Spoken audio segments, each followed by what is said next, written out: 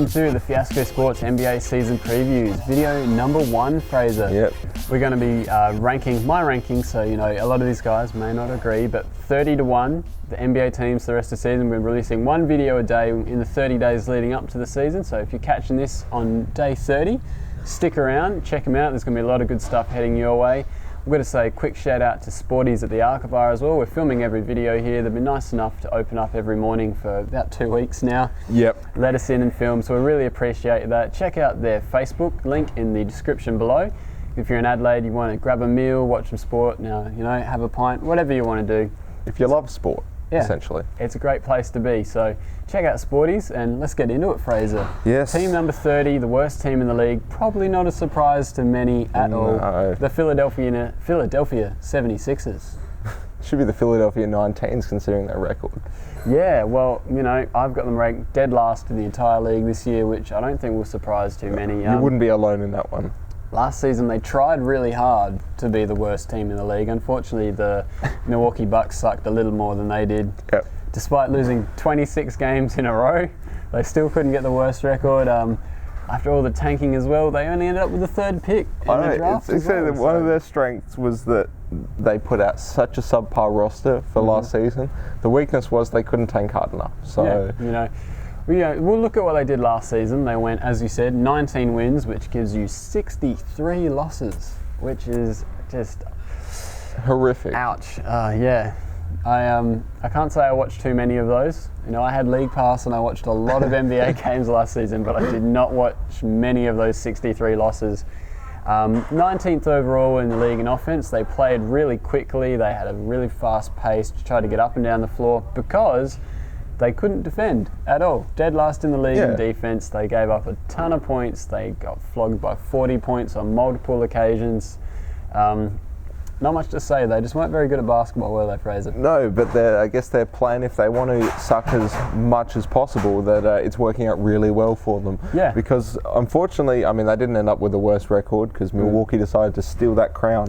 And they didn't end up getting the first pick. So I guess in that sense, it's a failed season for the 76ers, not just in record, but also draft picks. The 76ers were ultimately too good last season. And that's saying something considering their record. Considering their record. But we've got down there their strength. The biggest thing they did last year was stockpiling draft picks. Yes. Because they obviously had their own pick, which they wanted to be number 1, ended up being number 3. But they also got, I think it was 5 or 6 second-round picks by trading guys like Evan Turner, Spencer Hawes, just picks on picks on picks, as many as you can get, more than Richard Sherman could ever take. That was about it. That was the best thing going. Yeah, I feel like with this draft they were very lucky because unfortunately they didn't get the first overall pick or the second, but they ended up getting 3rd. But considering the amount of talent within those first 3 picks with Jabari Parker, it didn't really matter, did it? Essentially, as long as you got one of those top 3, you were good. And they ended up picking Joel Embiid, which considering he was considered one of the top player in the draft until his injury sort of woes came to light. So I feel like they're going to do a similar Nerlens Noel situation. He'll likely sit out the year. Yeah, because there's not much point in him playing considering how mediocre they are. And we'll look at the weakness I've got put down there, which, it's probably a bit of hyperbole, but D-League players. They suited 23 different guys last year, which, that sort of says it all. That says it all. 23 different guys put on a Philadelphia 76ers roster, a uniform to join the roster, and that just doesn't happen in NBA basketball because, you don't have to go through that many players because you have a good players on your team. Yeah. Do you think they're happy about it?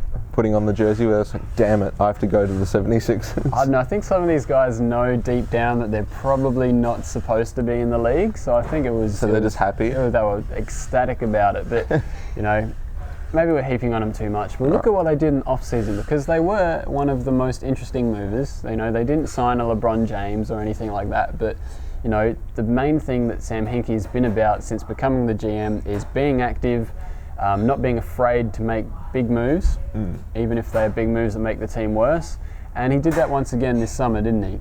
Yeah, I mean, considering the amount of players that he shipped away in the previous season, and you had guys like Thaddeus Young who they lost, he was essentially one of the lone bright sparks of the season. He was, their points leader. He's essentially led every category considering the roster. Yeah. And now he's gone. So, but they've brought back some decent players. But you can see they've definitely got a plan in place that. That 5-year plan of we're just going to tank as hard as we can, build up as many draft picks as possible, get that talent back, and hopefully do a quick rebuild in comparison.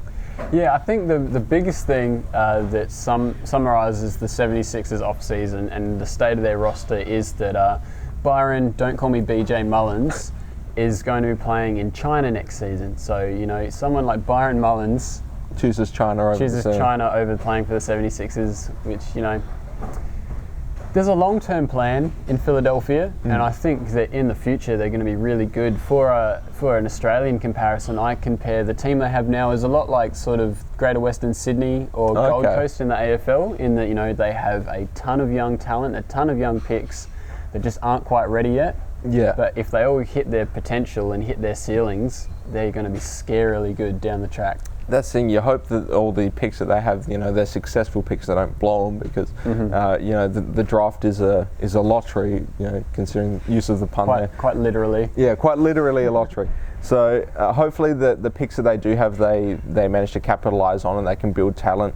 Unfortunately, I haven't seen sort of the returns on a guy like Nerlens Noel, who was out for the entire season. But considering his ceiling, he's a good pick. Joel Embiid is going to be similar to Noel. But they have picked up some decent players through the draft. It's just that they need to give them playing time in the hopes that they can sort of build them up a bit.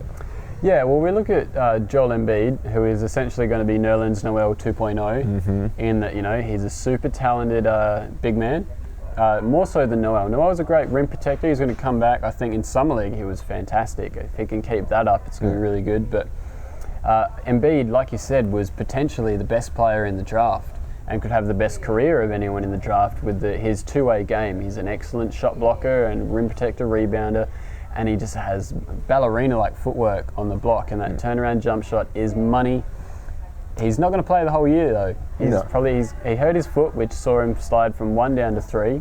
And I think the 76ers was very lucky in that regard because I think they would have loved to have got him. And as soon as the media sort of said, listen, we've got reports about his injury, and everyone sort of backed off a bit, that they've gone, perfect, we'll snatch this guy up. We've taken the risk before, and we'll take it again. And it fits their plan as well, doesn't it? That he's going to give them talent down the line, and they don't really want talent right now. Yeah, they don't need that immediate impact. So having a guy who can be better off long term works out for them much better. And speaking of guys that aren't going to have an immediate impact, Dario Saric is not going to be playing NBA basketball 2 years for 2 away. years. Yeah, jeez. Yeah, he's still contracted over in Europe, and they slotted him in with a number 12 pick, which they did one of the sneakiest moves, the most Sam Hinkie-esque move during the draft. With their number 10 pick, they took Elfrid Payton, who the Orlando Magic just wanted so badly. And they took him and said, look, we'll give him to you if you take Dario Saric at number 12 and send us a pick as well. So typical Hinkie, just hijacking everything, just working his magic and sneaking, being a little weasel, which, that's why I've got a lot of hope in the 76ers, because Hinkie has a plan and he's executing it. Yeah, I feel like a lot of teams, once they get to this sort of stage, they have second thoughts about what they're doing. But the 76ers, they will just continue with this plan until it works out for them. And it's good to see that sort of strong-headedness in a GM saying, listen, this is our plan, we're sticking to it, and I don't care how bad we get, this is what we're doing. Yeah, I think another thing I'm looking forward to see with the 76ers this year, though, is the bromance between Luc Ricard Mbah-a-Moute and Joel Embiid, because they're both Cameroonian, and Embiid actually came to basketball thanks to Mbah-a-Moute's Basketball Without Border camp. So I think there's going to be a real bromance between those guys that hopefully we see. I mean, Joel Embiid is already shooting out to a out and odds favourite for social media MVP with his Twitter performance and his pretend romance with Rihanna that he's keeping up with. And I'm going to be interested to see Alexei Shved play for the 76ers, who played really well for Russia in the Olympics, then came over to Minnesota, never quite was the same player, and he's not going to have Ricky Rubio to tell him to change his face and be happy anymore. So if we see really sad Alexei Shved, that's, a bit of humour. Yeah, why not? I feel like with a lot of guys who weren't exactly producing with teams, coming to the 76ers is almost like a career reset. It's not the graveyard that some think it is.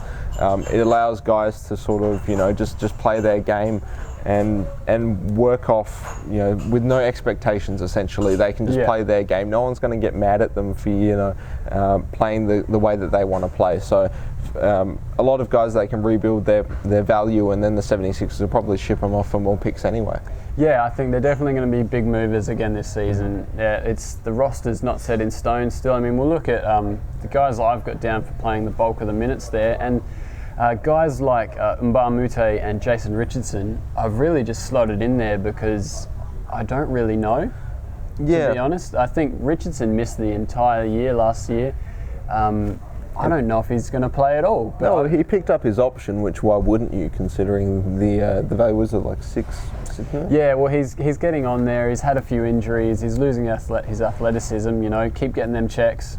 Yeah. Why not? I figure at this stage of his career, he's just going to keep cashing those checks, as you said. So, again, you've slotted him in there, but it'll be interesting to see whether he actually plays at all. Yeah, and also looking at guys like Michael Carter-Williams and Nerlens Noel, those two young guys, obviously the future of this team. Oh, yeah. And to see them develop, I think they could get a really nasty pick and roll game going. With Carter-Williams is a big-bodied big-bodied center. Sorry, Carter-Williams is a big-bodied guard, and Nerlens Noel is a super athletic center. That'd be interesting to see. They're both still pretty raw, I think, and the development's going to be interesting to watch, even if they're not winning a lot of games. Yeah, I feel like Mike Carter-Williams ran away with Rookie of the Year last year, and considering his playing time, he was on such a bad team in the 76ers. I feel like with Noel and Carter-Williams, that because they're on this team, it works to their benefit because they're going to get a lot of playing time because there's no one else who can fill that spot, and it's going to allow them to get used to each other's playing style and work off it. So I feel like it's only a positive that they would start together. Yeah, I think another guy who I've got on the screen there is Tony Roten. It's going to be really interesting to see. He's the guy that I love to watch in the off-season because he always heads up to the Seattle Pro-Am and drops 50, 60-point games and just decimates opponents. Why wouldn't you? I mean, if you're an NBA player, you just go to pick up games and just dominate. Yeah, and he comes to the NBA and he's had a triple-double in his career, but he's also super inconsistent, which pretty much fits this Philadelphia roster to a T. Yeah. One guy though that we need to mention for that Jason Richardson potential spot though is Adelaide's very own Joe Ingles has been rumoured to hit the 76ers radar. So what do you think? I think that's fantastic. It's one guy, as a 36ers fan, I still can't forgive Phil Smythe for letting him go and sign for South Melbourne. So I think finally, all these years later, I'm going to get to see Joe Ingles as a Sixer in some sort. In some form. I think it's great for the sport in general when you see more Australians in, and it only helps the national team as well, of course, FIBA World Cup, that sort of thing. So, yeah, good for them. If he can get a spot on the 76ers, it's great. But then again, it sort of shows you the state of the 76ers in the fact that they're looking to sign a guy like Ingles. So, yeah, I know. I'm really excited to see if Ingles can make the team. I mean, he's turned down NBA offers in the past just because there's simply not as much money on offer for a player of his talent level as there is in Europe. Yeah. I mean, he won the EuroLeague last year with Maccabi Tel Aviv. He's from Adelaide. It'd be awesome just to see him play in the NBA, and I'm really hoping they pick him up. He's probably not going to come in and set the league alight, but if it's anything like his time in the World Cup at the moment, he was probably Australia's most aggressive player. Yeah. He was a fantastic scorer. He can rebound, he can pass really well. He does a little bit of everything. So shout out to Joe Ingles. Hopefully I can put him on that graphic before this goes... With confidence. Yeah, before this goes up, and we can pretend like we weren't talking about Jason Richardson at all. Yeah, if he's on there, it's just the 76ers are done. Even further than what they've already done. It just goes down below the ceiling. Or he can come in and be, at 26 years old, Rookie of the Year. Yeah, I think... He was in the NBL. I'd prefer him over Richardson, to be honest, though. Yeah. I know, that might be a bit of Australian bias coming through, but... Well, yeah, of course. But, we've had a bit of an embarrassment of riches with guys like Dante Exum, so it's nice to see a guy who just, sort of comes in and sort of shows his aggressiveness. But looking at the guy who's going to be the most important player for mine this season, we know, aside from Carter Williams, we know what he did last season. Nerlens Noel was potentially the number 1 pick overall a season ago, slipped down to 6th. We thought he was going to New Orleans. Everyone was making block party t-shirts for him and Anthony Davis, but before he could even... wasn't meant to be. Before he could punch in an order and print out a shirt, he was sent to the 76ers in the Drew Holiday trade. And, ended up missing the whole year, torn ACL. His college numbers, 10.5 points, 9.5 rebounds, 4.5 blocks at almost 60% from the floor shooting.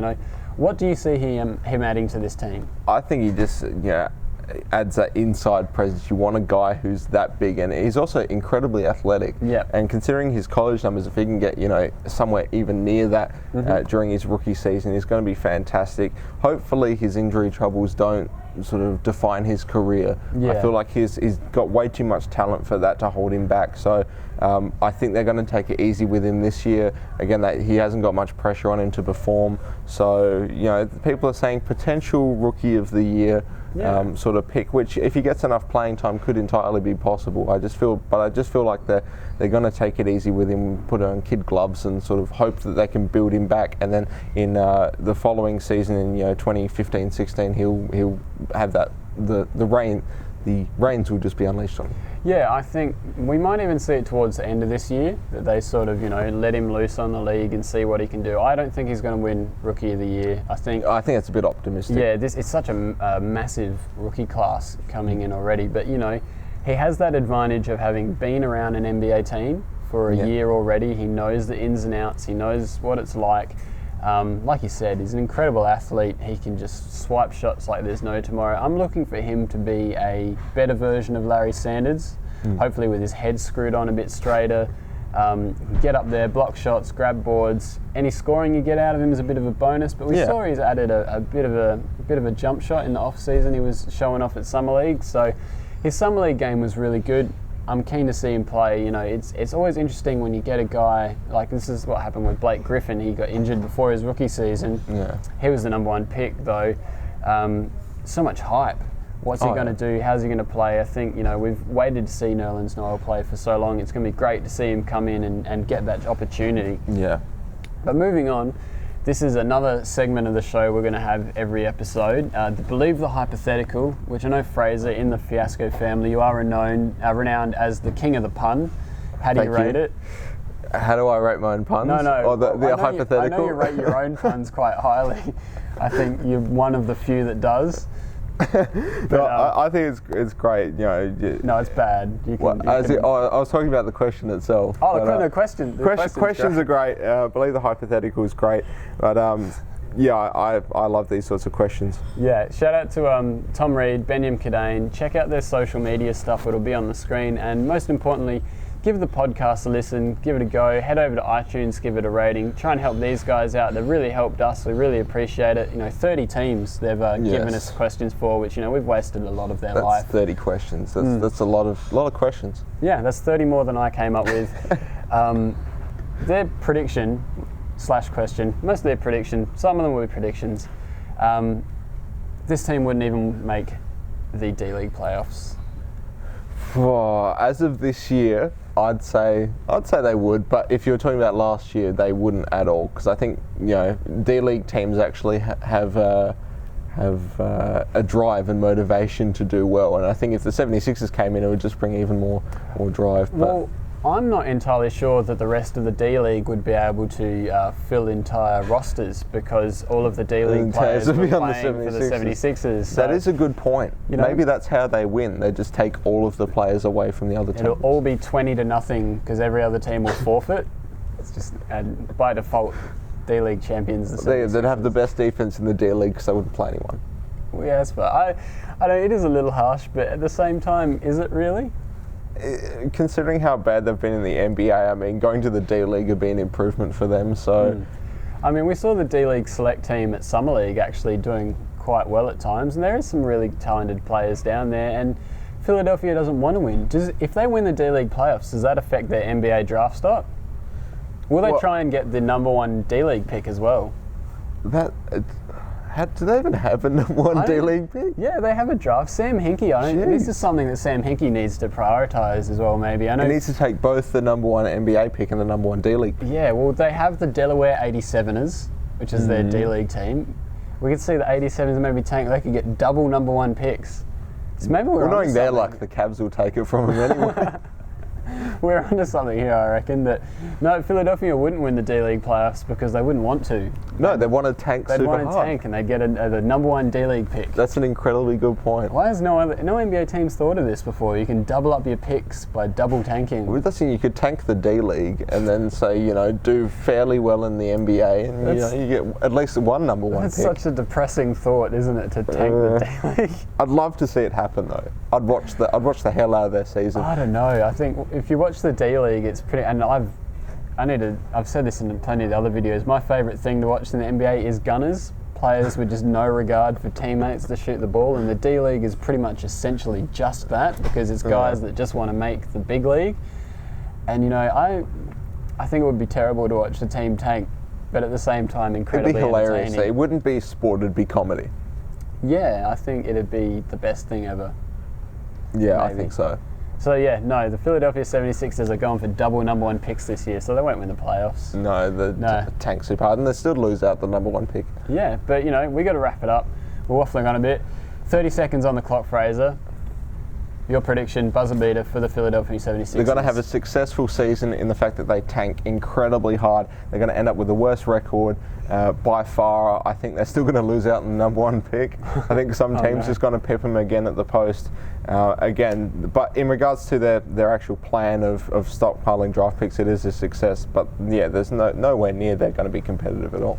Yeah, no, I'm definitely thinking along the same lines. I've got them dead last in the league, which is, not really a bold prediction by any means. No, it's a safe one, I'd say. Yeah, it's probably the safest prediction I've made so far. They're not a great team at the moment, but that steady step-by-step process that Hinkie's implementing to get them back into the playoffs and a potential contender is definitely the wheels are in motion, and it's on the way. I think they're going to be in great position to get another pick at the end of the year. There's going to be some entertaining stuff coming out of Philadelphia, though. There's plenty of exciting players. I think, the highlight reel will be pretty good. Joe Ingles' mixtape will be great as they play it at his MVP presentation at the end of the season. But yeah, Philadelphia 76ers are not going to be good at basketball this year. Good things come to those who wait. Yeah, true. It was really deep. Yeah, that's why it's too deep for this show. Yeah, that's why I've got you on the first episode. But yeah, thanks for joining us. We've got to wrap it there. This has been the Fiasco Sports NBA season previews, video number 1. 1 of 30. That's it. Keep tuning in every day, or if you're catching this later, head back, watch the rest of the videos. Thanks for joining me, Fraser. My pleasure. I'm Matt Sampson. Check out Believe the Hype. Check out Sporties at the Arca Bar. All the info will be down below in the description. Thanks for joining us. We'll see you in the next one.